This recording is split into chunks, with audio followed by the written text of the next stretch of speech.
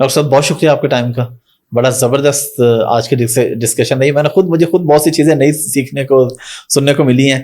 کوئی ایک یادگار واقعہ والد صاحب کے ساتھ آپ کو کوئی ہنسی مذاق والا کوئی یاد ہو, کبھی کسی سفر کا ہے کچھ, وہ سنا کے پھر ہم آج کی نشست کا اختتام کرتے ہیں. ایسا کوئی یادگار واقعہ جو ہے وہ میں فوری طور پر تو نہیں, کئی باتیں ذہن میں آ رہی ہیں. میں ڈاکٹر صاحب کی مزاج کی سادگی کو ایک دو واقعات سے ذرا واضح کر دوں. جی پلیز. ہو سکتا ہے بعض لوگوں کے لیے وہ تفنن تباہ کا ہو معاملہ, لیکن چونکہ یہ وہ آبزرویشن ہے جو میری براہ راست ہے. ٹھیک ہے. مجھے ایک واقعہ اور بہت اہم یاد آ رہا ہے. میرے چھوٹے بھائی ہیں, ان کی شادی کا موقع تھا, تو ڈاکٹر صاحب نے ایک وقت ہمیں دیا تھا کہ اتنے بجے ولیمے کا کھانا جو ہے وہ ہمیں شروع کرنا. قرآن آڈیٹوریم گارڈن ٹاؤن میں اس کے ساتھ گراؤنڈ ہے, وہاں ہم نے کھانے کے لیے بندوبست کیا ہوا. ٹھیک ہے. اور آڈیٹوریم میں لوگ انتظار میں بیٹھے ہوئے تھے. ہم نے اگر اس وقت اپنے حساب سے انوائٹیز جو تھے وہ کوئی فار ایگزامپل 900 رکھے تھے, غالباً اتنے ہی تھے. ٹھیک ہے. تو چونکہ ڈاکٹر صاحب کی نسبت سے انویٹیشن تھی تو لوگ ایک ایک کے ساتھ دو چلے آئے. ٹھیک ہے. وہ آتے آتے پتہ چلا کہ یہاں تو ماشاء اللہ 1500-1600 کے قریب افراد ہیں. کھانے کا انتظام تھوڑا تھا. اب ہم نے یہ سوچا کہ ابھی انتظامات کریں, بھاگ دوڑ کریں. ایک خاتون آئیں, وہ بھی مہمانوں میں سے تھیں, ان کو گاڑی سے اتارنا تھا اور ویل چیئر پہ بٹھا کے خواتین کی نشست گاہ پہ پہنچانا تھا. میں اس کے لیے ذرا سی دیر کے لیے گیا تو پتہ چلا کہ ڈاکٹر صاحب نے اعلان کر دیجیے کھانے کے لیے تشریف لائیں. ہم سے پوچھا بھی نہیں, اس لیے کہ ہمیں بتایا ہوا تھا ایک وقت فلاں 8:30 بجے کا ٹائم ہے, تو 8:30 بجے 8:30 بج گیا تو انہوں نے کہہ دیا حضرات تشریف لائیں. ٹھیک ہے. میں ان خاتون کو چھوڑ کے واپس پہنچا ہوں تو آیا ہوں تو دیکھا کہ کھانا ختم ہو چکا تھا. اب ہمارے لیے جو تھی بڑی امبیرسنگ صورتحال تھی کہ لوگ بیٹھے ہوئے ہیں اور کھانا نہیں. اب بھاگ دوڑ کر کے کسی طریقے سے ہم نے بندوبست تو کر دیا, لیکن ڈاکٹر صاحب کا جو وقت کی پابندی کا معاملہ تھا, اس وقت کی پابندی نے ہم سب کو جو ہے اچھی خاصی مشکل سے دوچار کر. تو یہ ایک واقعہ ہے جو کبھی کبھی یاد آتا ہے تو تھوڑی سی ایک احساس ہوتا ہے کہ شاید انہوں نے یہ انتظار نہیں کیا کہ چلیں لوگ زیادہ ہیں باقی بندوبست ہو جائے تو ایک دفعہ کھانا کھول لیں گے. اس طرح کے واقعات دلچسپ واقعات ہیں جس میں اصل میں ان کی اپنی جو مزاج کی جو بات تھی نا وہ سامنے آتی. ڈاکٹر صاحب کے ساتھ 1986 میں کراچی جانا ہوا تھا. ٹھیک ہے. 86 نہیں 1976 میں. ٹھیک ہے. اس وقت 10 سال کا تھا. ٹھیک ہے. وہاں سے ہمارے قاضی عبد القادر صاحب جن کا تذکرہ میں نے پہلے بھی کیا, انہوں نے ڈاکٹر صاحب کے لیے ایک گاڑی خریدی تھی جو سوزوکی کیری ڈبہ. ٹھیک ہے. اور وہ کیری ڈبہ جو تھا واپسی پہ ہم نے اس پہ آنا تھا. ٹھیک ہے. اگر آپ کو یاد ہو تو وہ 600 سی سی تھا یا 650 سی سی وہ کیری ڈبہ ایک شروع میں آیا تھا, لو ہائٹ تھی, چھوٹا سا ہوتا تھا, بالکل نیا نیا آیا تھا. ٹھیک ہے. ہم ماشاءاللہ 9 بہن بھائی. ٹھیک ہے. اور والد صاحب اور والدہ 11 افراد. 11 لوگ.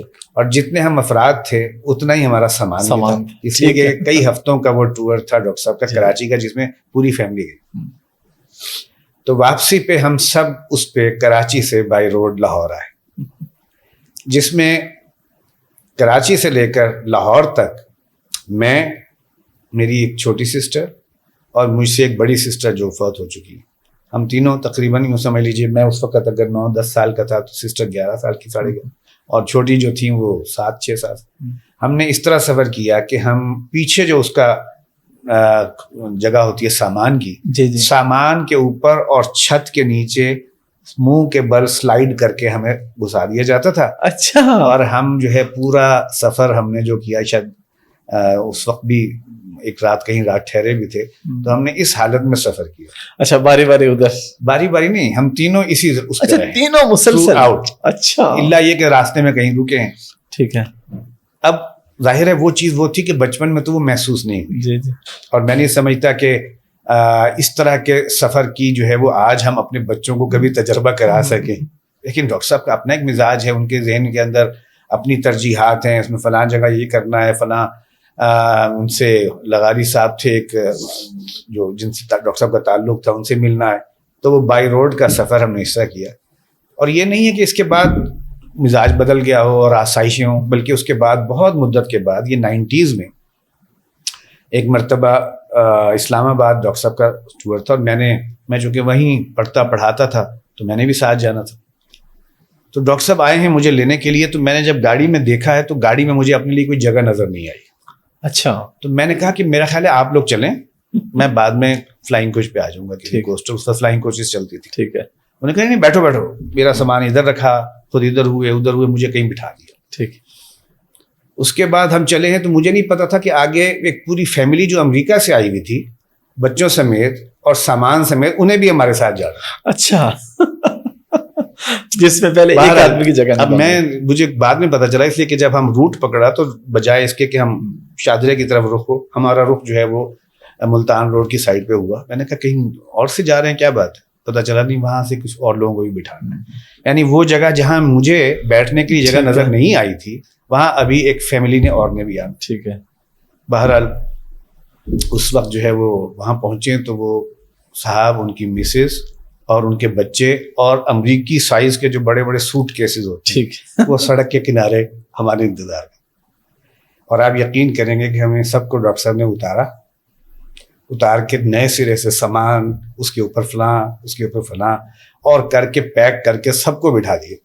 اور ہم سب جو ہیں اسلام آباد پہنچے، اور حالت یہ تھی کہ شاید جہلم یا سرائے عالمگیر کے بعد، چونکہ میں جس طرح بیٹھا ہوا تھا میرے نیچے پیروں کے لیے سارا سامان تھا، ٹانگیں جو ہے وہ اوپر کو، یعنی گھٹنا جو ہے وہ منہ کو لگ رہے. تو پھر میں نے ڈرائیور کو کہا کہ بھائی تم میری جگہ پہ آؤ، اور میں ڈرائیونگ سیٹ پہ بیٹھا. تو سب سے زیادہ کمفرٹیبل سیٹ میری اس وقت تھی جب میں ڈرائیونگ سیٹ پہ. لیکن ڈاکٹر صاحب کو اس چیز پہ جو کوئی نہیں تھا، کیونکہ اب جانا ہے، تنگی ہے تو کیا ہوا. گویا وہ جو مزاج ہے نا کہ ایک مقصد ہے آگے، اس کے لیے کوئی رکاوٹ، کوئی تنگی، کوئی مشکل اگر آئے تو وہ کوئی میٹر نہیں کرتی. یہ ہے ان کا اصل میں مزاج. اور الحمدللہ جو اللہ نے ان سے کام لیا ہے وہ شاید اسی لیے ممکن ہو سکا کہ وہ مزاج جو تھا وہ اللہ نے ویسا بنایا. ڈاکٹر صاحب بہت بہت شکریہ آپ کے ٹائم کا. شکریہ جی، آپ کا بھی بہت شکریہ.